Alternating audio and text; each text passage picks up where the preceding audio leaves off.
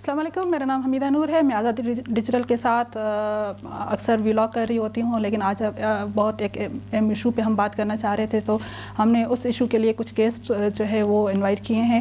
बलूचिस्तान में जहाँ हम देखते हैं कि बहुत सारे मसाइल हैं, उन मसाइल में जो है नौजवानों की अनएम्प्लॉयमेंट जो है एक बड़ा इशू है। इस अनएम्प्लॉयमेंट के हवाले से हम देखें तो हमारे गवर्नमेंट में जॉब्स नहीं है और दूसरे हमारे यहाँ इंडस्ट्रीज़ नहीं है कि प्राइवेट जॉब्स की तरफ जाया जाए। अब गवर्नमेंट जॉब की तरफ जब जाते हैं तो वहाँ पे भी हमारे मुख्तलिफ अजला से या मुख्तलिफ सूबों से जो है वो बोगस लोकल और डोमिसाइल की बिना पे यहाँ पे जॉब्स ले लिए जाते हैं और हमारे नौजवानों के हक़ पे डाका डाला जाता है, जो मुख्तलिफ तरीक़ों से बहुत मुश्किल तरीके से तालीम हासिल करके किसी न किसी लेवल पे पहुँच के वो इन जॉब के लिए हकदार होते हैं, लेकिन वो उनको नहीं मिलती। तो इसी बोगस लोकल और डोमिसाइल में जहाँ हम देख रहे हैं कि पूरे पाकिस्तान में एक कैंपेन चल रही है, वहीं हमारे बलूचिस्तान के कुछ नौजवानों ने मिल के एक इसका बेड़ा उठाया है और इस पर काम कर रहे हैं, जिसका बलूचिस्तान भर के नौजवानों ने एक सेंट्रल कमेटी बनाई है जो इन बोगस लोकल और डोमिसाइल पे वेरिफिकेशन का जो अमल हो रहा है मुख्तलिफ डिस्ट्रिक्ट्स में, उसको क्लोज मॉनिटरिंग कर रहे हैं। तो इसमें हमारे सेंट्रल कमेटी के मेहमान हैं रुबीना इब्राहिम ज़हरी साहिबा, और हमारे साथ हैं जवाद ज़रक्ज़ई साहब जो इस कमेटी के कन्वीनियर हैं। तो मैं इस पे पहला सवाल जवाद साहब से करना चाहूँगी, क्योंकि वो बहुत अरसे से इस पे काम कर रहे हैं और काफ़ी जो है इनकी मेंबर्स के साथ उनके साथ जो है इनकी गुफ्तगू रहती है। तो जवाद साहब, पहले हमें आप ये बताइएगा कि ये जो बोगस लोकल और डोमिसाइल है, असल में ये है क्या और ये किस तरह से बनाया जाता है, और हमारे आइन में कौन से ऐसे लोग हैं जो लोकल या डोमिसाइल बनाया जाता है। पहले तो आप मुझे लोकल और डोमिसाइल में थोड़ा सा फ़र्क बताएं, फिर वो आइन के तहत बताएं कि ये किस तरह के लोग जो है इस तक रसाई हासिल कर सकते हैं और हमारे कौन से महकमे जो हैं इसमें इन्वॉल्व होते हैं। बिस्मिल्लाहिर्रहमानिर्रहीम। Thank you Hamida and thank you आज़ादी न्यूज़ के आज इस अहम इशू पे आपने टाइम दिया हमें कि हम इस अहम इशू पे बात करें, ताकि लोगों तक हमारी मैसेज जा सके और इस इशू को लोग समझ सके कि है क्या, आगे इसका होना क्या। तो मैं आऊँगा आपके सवाल की तरफ। सबसे पहले लोकल और डोमिसाइल का फ़र्क सिर्फ बलूचिस्तान में है, बाकी पूरे पाकिस्तान में सबको डोमिसाइल इशू होता है। लोकल यहाँ पे, चूँकि बलूचिस्तान की जो लोकल आबादी है वो पाकिस्तान के बनने से पहले भी यहाँ पे थी, तो हमारे होम डिपार्टमेंट ने जो है कुछ लोकल जो यहाँ पे रहते थे ट्राइबल लोग, उनका लिस्ट जारी किया है। इनको सिर्फ जो है लोकल इशू होता है। इनके अलावा जितने भी बाहर से आए हुए लोग हैं, जो इंडिया से इवन आए थे या यहाँ पे सिंध से कोई यहाँ पे आ गया या पंजाब से कोई आ गया, तो उन सब के लिए एक लफ्ज़, मैं तो इस लफ्ज़ से एग्री नहीं करता जो सेटलर इस्तेमाल होता है। मैं तो चाहता हूँ कि ये लफ्ज़ ही ख़त्म हो। जो बलूचिस्तान में रहते हैं वो सारे लोकल्स हैं, तो बाकी जो आते हैं उनको फिर डोमिसाइल इशू होता है। ये 1952 के जो आपका एक्ट है, सिटीज़नशिप एक्ट, उसके मुताबिक कि जो बंदा किसी सूबे में किसी शहर में जाके सेटल होता है, तो 5 साल के बाद जो है वो उस इलाके का डोमिसाइल लेने का हकदार बन जाता है। लेकिन बलूचिस्तान में जो आज ये इशू इतना आगे गया है कि हमारे जितने भी बलूचिस्तान का हर सूबे का कोटा होता है फेडरल डिपार्टमेंट में, फेडरल डिपार्टमेंट्स में, तो बलूचिस्तान का भी ऐसे ही कोटा है जो 6% है, कम है लेकिन है 6%। तो इसमें जो है क्या हुआ, मसला ये कि जो डोमिसाइल्स बने थे, लोकल तो लोकल लोगों को मिले, डोमिसाइल के लिए 70 के बाद जब हमारा सूबा जो है बना, तो ये कानून बनाया गया सिर्फ हमारे सूबे के लिए कि जो बंदा यहाँ पे 3 साल रहेगा उसको डोमिसाइल मिल सकता है। तो इसको, ये तो हो गया इसका सीधा तरीका कि इस तरीके से आप डोमिसाइल ले सकते हैं। बाकी जो गलत तरीके से इसको इस्तेमाल किया, इसका फ़ायदा उठाया कि जी मैं आ गया हूँ यहाँ पे, 3 साल मैंने जॉब की या किसी भी वजह से आया हूँ, क्योंकि जब बलूचिस्तान बना तो यहाँ पे हमारी ब्यूरोक्रेसी मेजॉरिटी बाहर से आती थी, या जितने भी डिपार्टमेंट्स थे सबके एम्प्लॉयज़ बाहर से आते थे, तो वो लाजमन 3 साल तो कम से कम उनका यहाँ पे होता था। तो उन्होंने देखा यार बलूचिस्तान के लोग इतने पढ़े लिखे नहीं है उस टाइम तक, तो इनका जो कोटा है इसको हम ही अवेल कर लें। तो क्या किया था, डोमिसाइल 2 नंबर बनवाए इन्होंने, और यही जवाज़ पेश किया कि जी मैं तो यहाँ पे 30 साल से रह रहा हूँ, मेरे बच्चों को भी मिलनी चाहिए, मेरे भाई को भी मिलनी चाहिए, फ़लाने को भी मिलनी चाहिए। तो इस हवाले से उन्होंने डोमिसाइल्स बनाया। आज इस 3 साल वाले कानून की वजह से हम जो है इस मसले में पड़े हुए हैं कि जी ये लोकल है और ये डोमिसाइल है, और ये जो जाली लोकल और जाली जो डोमिसाइल्स का जो इशू इतना आगे बढ़ा है। रुबीना, मेरा आपसे सवाल है, आपका माशाल्लाह से बहुत अच्छा एक काम रहा है मीडिया के हवाले से और सोशल मीडिया के हवाले से। हम देखते हैं कि जब ये लोकल और डोमिसाइल के हवाले से जब एक बात होती है तो वहाँ पे एक सोशल मीडिया में भी इसकी कैंपेन की जाती है। आप क्या समझती हैं कि इस अहम बहुत हसास टॉपिक पे सोशल मीडिया की कैंपेन कितना इम्पेक्ट जो है उसका रहता है?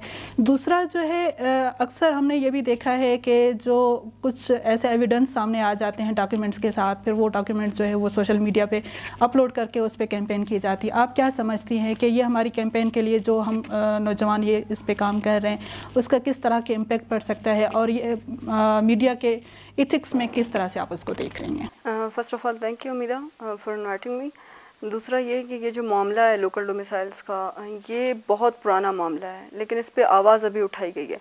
सोशल मीडिया ही वो वाहिद ज़रिया है जिसके ज़रिए हमने इस आवाज़ को एक मुकाम तक पहुंचाया है। जवाद साहब ने जब एक कमेटी बनाई, उससे पहले ही वो इसके ऊपर काफ़ी अरसे से काम कर रहे थे, और बहुत से ऐसे दोस्त हैं जो सोशल मीडिया के ऊपर इस बारे में बोलते आए हैं, लेकिन उनकी आवाज़ कभी मुकाम बाला तक पहुँची नहीं है। सोशल मीडिया पे जब हमने इस टॉपिक को उठाया, हमने इसके बारे में बात की, तो बहुत से लोग खुद ब खुद सामने आए जिन्होंने कहा कि मेरे डिपार्टमेंट में इतने लोग हैं जो बाहर से हैं, जिनका ताल्लुक़ बलूचिस्तान से नहीं है, और वो इस बलूचिस्तान के कोटे पे काम कर रहे हैं। और फिर हमने देखा कि फ़ेडरल से एक लिस्ट जारी हुई जिसमें बताया गया कि इतने लोग यहाँ पे काम कर रहे हैं। तो ये सोशल मीडिया की कैंपेन थी जिसने इतने लोगों को सामने लेके आया। बाकी इसके ऊपर काम हो रहा है, अभी देखते हैं कि कहाँ तक ये काम पहुँचता है। और जहाँ तक आपने बताया कि एथिक्स में, मीडिया के एथिक्स में तो ये है कि हम लोगों के नाम ज़ाहिर ना करें, लेकिन इस मामले में थोड़ा कहते हैं ना कि नाम ज़ाहिर करना ज़रूरी है, क्योंकि वो हमारे पास एविडेंस है। अगर हम वो बात नहीं बताएंगे, अगर हम डॉक्यूमेंट सामने नहीं लेके आएंगे, तो फिर लोगों को कैसे पता चलेगा। जी जवाद, आपने जिक्र किया कि यहाँ पे बलूचिस्तान में एक आइन के तहत 3 साल जो भी यहाँ पे रेजिडेंट रहता है उसके बाद फिर वो डोमिसाइल बनाने के हक़ में। आप इस कानून को किस नज़र से देखते हैं? आया क्या ऐसा नहीं है जो अक्सर बाहर से ब्यूरोक्रेसी यहाँ पे आती है जॉब करने के लिए, और वो यहाँ पे भी लोकल डोमिसाइल बना रही है और अपने अजला में भी उसके जो है वो बन रहे हैं, तो क्या ऐसा नहीं है कि ये भी किसी तरह से हमारे नौजवानों और हमारी नई नस्ल के हक़ पे जो डाका डाला जा रहा है? और दूसरा, बाकी के प्रोविंसेस में इस हवाले से क्या कानून है? असल में मैंने पहले भी यही कहा कि ये हमारी बदकिस्मती है कि ये जो 3 साल वाला रूल जो है सिर्फ हम पे लागू हो रहा है कि जो भी बलूचिस्तान में आएगा 3 साल रहेगा तो वो यहाँ का डोमिसाइल का मतलब ये है कि आपके सूबे को जितने भी अपॉर्चुनिटीज़ मिलनी है वफाक की तरफ से वो उसका हकदार बन जाता है। अभी देखिए बलूचिस्तान की आबादी एक तो इतनी स्कैटर्ड है, स्कैटर्ड होने की वजह से डेवलपमेंटल जो काम है वो ना होने के बराबर है। ना हमारे पास सही स्कूलें हैं, ना कॉलेजेस हैं, ना यूनिवर्सिटीज़ है। इन सब हालात के बावजूद अगर हमारा नौजवान फिर भी पढ़ लेता है, कोई डिग्री ले लेता है, और वो उस डिग्री तक पहुंचने तक वो उसके घर वाले अपने इवन ज्वेलरी तक बेच देते हैं, प्रॉपर्टीज़ बेच देते हैं कि हमारा बेटा कुछ पढ़ ले, शायद कुछ आगे जाके कोई अच्छी जॉब लेके वो अच्छी ज़िंदगी गुजार सके।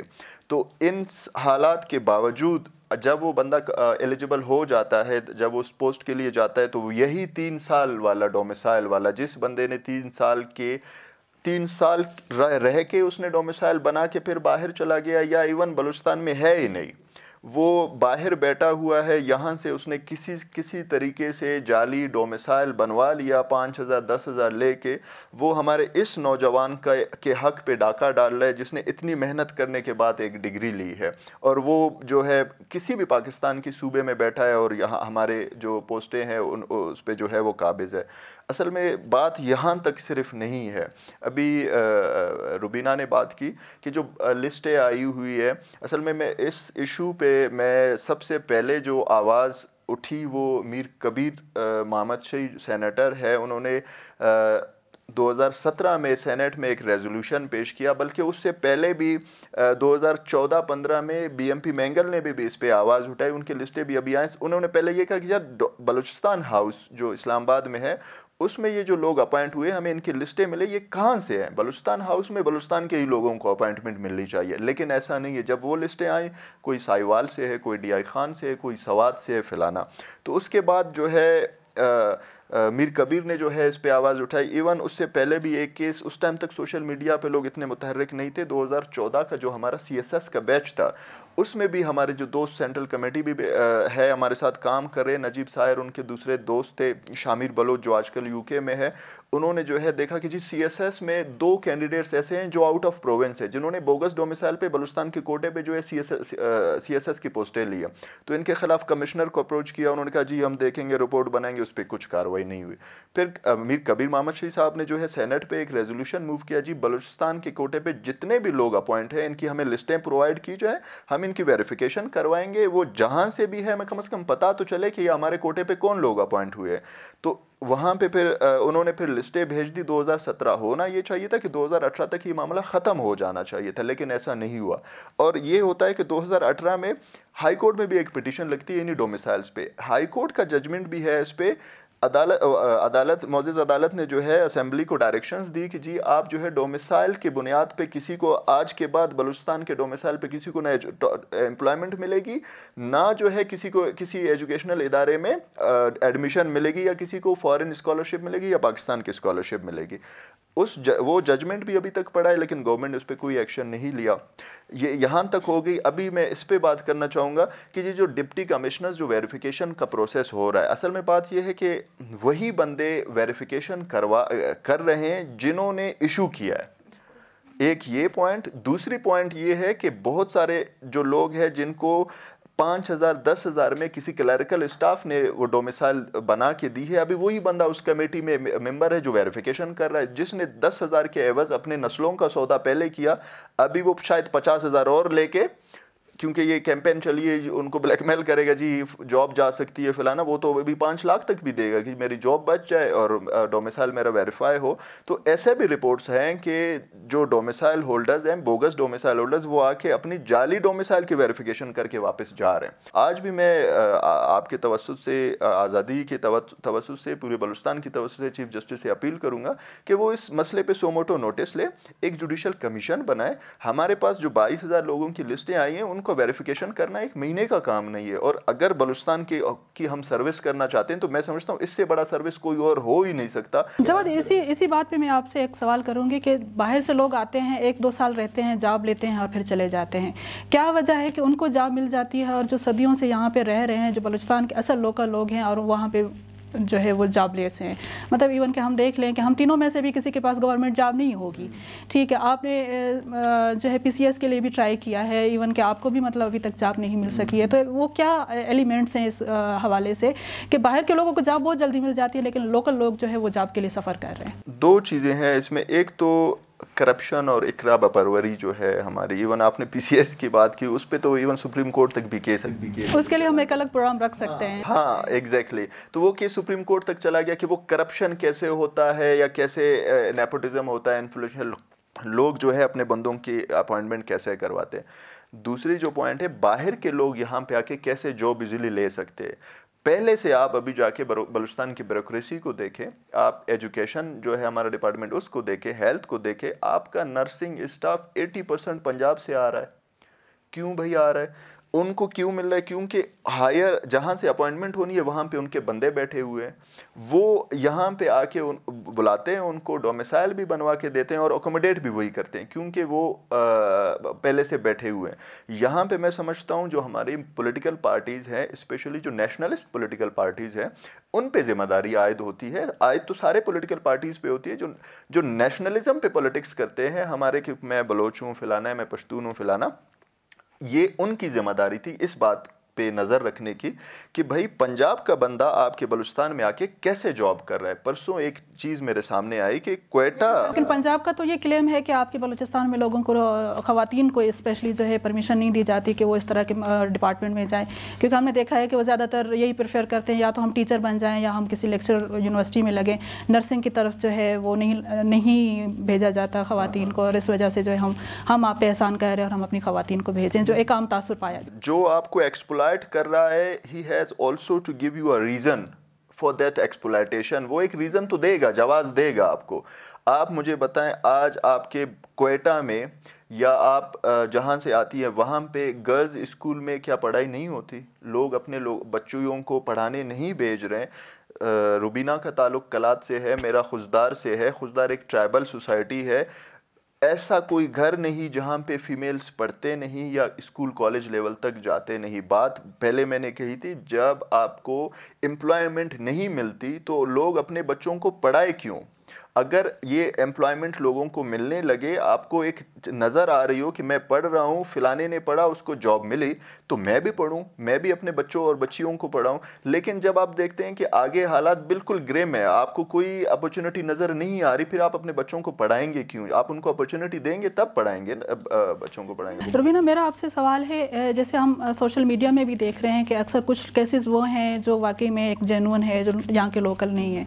ये भी देखने में आया है कि कुछ लोग अपनी पर्सनल इंटरेस्ट या किसी के साथ दुश्मनी है उनको भी कंट्रोवर्शियल बनाने की कोशिश कर रहे हैं, कि उनके नाम दे रहे हैं कि ये भी जाली और बोगस है और यहाँ के रेजिडेंट नहीं है। इवन कि हमने खुद भी इस तरह के देखे जो लोकल हैं, हम जानते हैं उनको, सालों से सदियों से रह रहे हैं, लेकिन अपनी दुश्मनी की बिना पे उनको भी कंट्रोवर्शियल बना रहे हैं। तो ये सोशल मीडिया में जब ये चीज़ें आती हैं तो लामाला वो एक मेंटल डिप्रेशन में भी चले जाते हैं और उनका करियर भी जो है वो ख़राब होने की इम्कान है।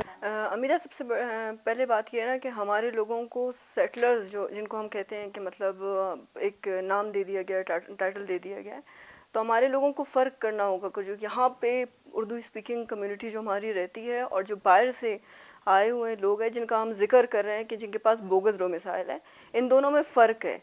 जो यहाँ पे उर्दू स्पीकिंग कम्युनिटीज़ रहती हैं वो आप उन्हें नहीं कह सकते कि उनके पास बोगस डोमिसाइल है, क्योंकि वो कई सालों से यहाँ पे रह रहे हैं और वो यहाँ पे आबाद है। तो मसला ये है कि हमारे लोग इन दोनों चीज़ों को मिक्स कर देते हैं। उन्हें लगता है कि अगर ये उर्दू स्पीकिंग है तो ये जो है बोगस डोमिसाइल के साथ बैठा हुआ है। तो इन चीज़ों में भी बहुत सी चीज़ें मिक्स हो जाती हैं। हमारे लोगों को इस चीज़ में फ़र्क करना होगा। और दूसरा जो आपने कहा कि एक दुश्मनी निकाल ली जाती है, तो ये काम भी गवर्नमेंट का है कि वेरिफिकेशन करे उस चीज़ की। जब वेरिफिकेशन हो जाएगी उसके बाद जो जिस बंदे को मशकूक करार दिया गया है कि इसका बोगस डोमिसाइल है, तो वो क्लियर होके निकल जाएगा, उसको भी कोई इशू नहीं होगा। और आपकी कमेटी इस हवाले से क्या काम कर रही है? वो किस तरह से फ़र्क कर रही है कि जो आपके पास डेटा आ रहा है वो असल है या जो है वो किसी दुश्मनी की बिना पे? हमारे पास जब इंफॉर्मेशन आती है तो हम उसके बारे में सर्च करते हैं, पता करते हैं, क्योंकि हमारी कमेटी में बहुत से इलाकों से लोग मौजूद है। जैसे मैं कलात डिस्ट्रिक्ट से बिलोंग करती हूँ, जवाद खुददार से बिलोंग करते हैं, तो हमारे पास नज़ीराबाद डिवीज़न के हो गए, या नोश की साइड से बहुत से इलाकों से हमारे पास लोग हैं। तो वो यहाँ पे रहने वाले लोगों को जानते हैं। जो बंदा यहाँ पे रहा है, उसने यहाँ पे वक्त गुजारा है, जिसने कोयटा में वक्त गुजारा है, जिसने नसीराबाद में वक्त गुजारा है, तो वो समझता है और वो जानता है अपने इलाके में कौन सा बंदा कितने सालों से यहाँ पे रह रहा है। तो ये ड्यूटी हमारे लोगों पे भी, हमारी कमेटी के मेंबर्स पे भी आयद होती है। वेरिफिकेशन होने के बाद हम कोशिश करते हैं कि हम उस पोस्ट को सोशल मीडिया पे वायरल करें, अदरवाइज़ हम भी उन लोगों की पोस्ट वायरल नहीं करते। और जब कभी कभी गलती से वायरल हो भी जाती हैं तो फिर बाद में उसके ऊपर के वेरिफिकेशन होने के बाद सब कुछ मामला ठीक हो जाएगा। बिल्कुल, जिस तरह से इन्फ्लुएंस रखते हैं और उसमें जो है कमेटी के लिए भी काफ़ी मुश्किलात हो सकती हैं जब इस पे काम करेंगे। कल की है हाई कोर्ट में एक समाअत हुई है और उन्होंने जो है लोकल के हवाले से एक पूरे बलूचिस्तान के लिए ऑर्डर किया है कि यहाँ पे वेरिफिकेशन का अमल जो है वो किया जाए। आप क्या समझते हैं जो डिस्ट्रिक्ट लेवल पे डीसीज वेरिफिकेशंस कर रहे हैं वहाँ पे, वो उससे आप कितने मुतमईन हैं? और दूसरा, हम देखते हैं कि मस्तूंग में 400 लोगों का पता चला है कि वहाँ पे बोगस लोग हैं, लेकिन वो लिस्ट जो है अभी तक रिलीज़ नहीं की जा रही, पब्लिक नहीं की जा रही। तो वो अमल कितना शफाफ होगा और वो आप क्या समझते हैं उनके खिलाफ क्या कार्रवाई होगी? क्योंकि वेरिफिकेशन एक अलग अमल है, उनके खिलाफ एक्शन लेना एक अलग अमल है। तो इसमें कोर्ट क्या के इक़दाम हो सकते हैं और आप एज अ कमेटी आपके क्या लाहे अमल है इस हवाले से? आपकी फर्स्ट जो क्वेश्चन है उस पर मैं पहले भी बात कर चुका हूँ कि ये जो वेरिफिकेशन हो रही है ये वही बंदे वेरिफिकेशन कर रहे हैं जिन्होंने पहले इशू किया है। इस वजह से मैंने ऑनरेबल चीफ जस्टिस को रिक्वेस्ट की कि आप सोमोटो नोटिस ले, एक अलग से जुडिशल कमीशन बनाए। नहीं, लेकिन मैं उस पर भी आता हूँ, या उसके फैसले पे एतमाद नहीं कर पा रहे हम लोग, मैं उस पर आता हूँ, उस पे भी आता हूँ मैं। तो ये जो वेरिफिकेशन प्रोसेस हो रहा है हम इसके ख़िलाफ़ नहीं है, इससे कम से कम हमें डेटा तो मिल रहा है। जैसे मस्तूंग ने 400 डोमिसाइल जो है इन्होंने कैंसिल किए, कल को हम अदालत में हाई कोर्ट में एक अलग सा पिटीशन हम फाइल करते हैं, उसमें हम बहुत सारी चीज़ों को उसमें इंक्लूड करेंगे। कैसे? उसमें ये होगी कि जितने भी लोग हैं इनके लिए अलग सी कमीशन बनाई जाए और इसकी वेरिफिकेशन हो। पहली बात। जो सूबे में आके बैठे हुए इनकी अलग से वेरिफिकेशन हो, दूसरी बात। तीसरी बात, सबसे जो अहम मरला है, हमारी जो इतनी एफर्ट्स हैं वो किस लिए कि हमारे रिजर्व्ड कोटा पे या वो जॉब्स हैं या स्कॉलरशिप्स हैं फॉरेन या मुल्क में, तो ऐसे लोगों से जो है जिन्होंने हमारे हक पे डाका डाला है, इनसे वो जॉब्स हम कैसे वापस लेंगे, इनकी जो स्कॉलरशिप्स इनको मिली हैं वो हमारे लोगों को कैसे मिलेंगे, असल मरला यही है।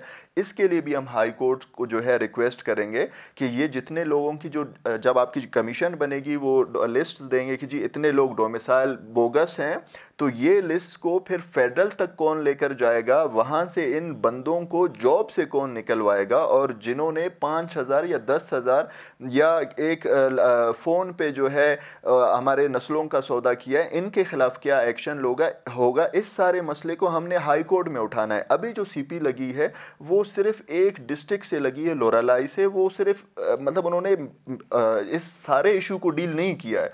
वापस हाई कोर्ट भी वही बातें कर रहे हैं जी, क्या कर रहे हैं उस पर गवर्नमेंट आके जवाब दे रही है। कल के हेयरिंग में उन्होंने जवाब दिया जी सारे डिस्ट्रिक्ट्स को हम डिप्टी कमिश्नर्स जो है वेरिफिकेशन कर रहे हैं। तो आपकी बात हुई है, हम जो वेरिफिकेशन हो रही है अच्छा है, होने दे। हमें यहाँ से 100% तो रिजल्ट नहीं मिलेगा, एटलीस्ट 50% रिजल्ट मिलेगा। इसी डेटा को हम उठा के फिर हाई कोर्ट में जाएंगे, उनके सामने एक नया केस इस सारे सिनेरियो को रख देंगे कि जी मामला इतना गंभीर है, आगे भी इसको परस्यू करना है। तो आपकी जब डायरेक्शंस होगी और इसके बाद चलो ये भी कैंसिल भी हो गए, वफाक से जॉब्स की रीएडवर्टाइजमेंट भी होगी, आगे क्या होगा? अगर ये मसला मुस्तकिल बुनियाद पे हल नहीं होता तो आज हमने उठाया, 20 साल के बाद वापस हमारी कमिंग जनरेशन को यही मसला फेस होगा।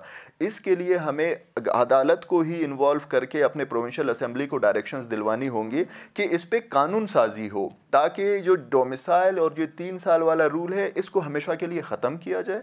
जो बलूचिस्तान में रहता है, he is as Baloch, he is as Pathan, he is as local as all other communities are living hair.